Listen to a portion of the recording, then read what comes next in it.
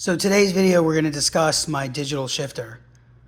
In this case, I have a prosthetic on my left leg, and it makes it very difficult to shift, or at least completely shift with the one leg. So as a backup, I've added what we call a digital shifter, or solenoid, or whatever, heard referred to several times. But essentially, this allows you push button capabilities to shift. So for example, I can upshift, downshift, and I can put in neutral, although I'm having a little bit of difficulty with that, trying to figure it out because I just got it. But this is something that can help you immensely should you have an inability to move your left leg as necessary in order to shift. You don't necessarily need a prosthetic. I have a friend that is slightly disabled, and he's able to shift with leveraging this system instead of using his leg. So the controls are mounted up here.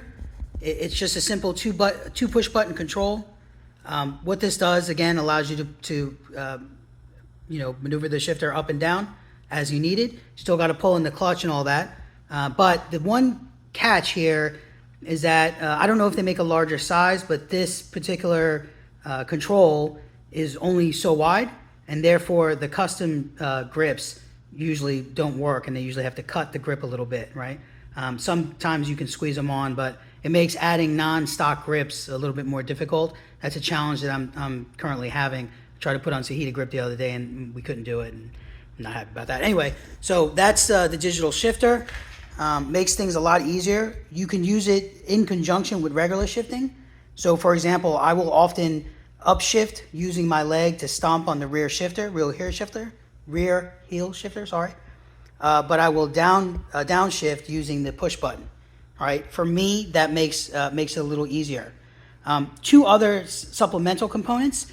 This is going to be the extended brake that I've added from Mid-Step Trike manufacturer. I'll put the link in down below.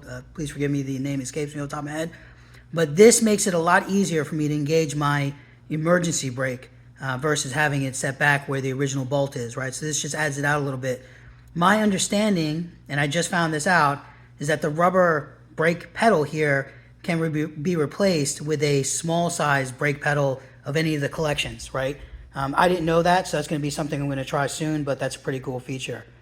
The other one thing that I added for myself that is kind of in conjunction with the entire setup that I have here to make it a little easier for me to shift and be able to control the bike is this one finger, I believe it's a one finger adjustable control.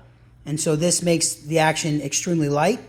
I'm also happen to be disabled on my left hand, so pulling the clutch back makes it a little more difficult. Having this along with the rest of the setup makes it very easy and very light to be able to pull the clutch back. Has been literally a night and day difference, and I don't think that cost me more than $100, maybe 150 at the most. The digital shifter was significantly more than that, but I don't want to give prices because shit changes. But I would tell you, worth the investment if you're disabled or have trouble shifting with your left leg for some reason, or like me, you don't have a leg, you just have prosthetic.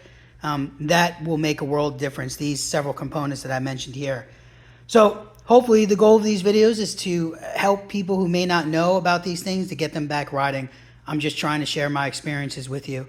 That's what this series is going to be about. So I'm going to thank you very much, and please look forward to additional videos about content like this. Have a great day.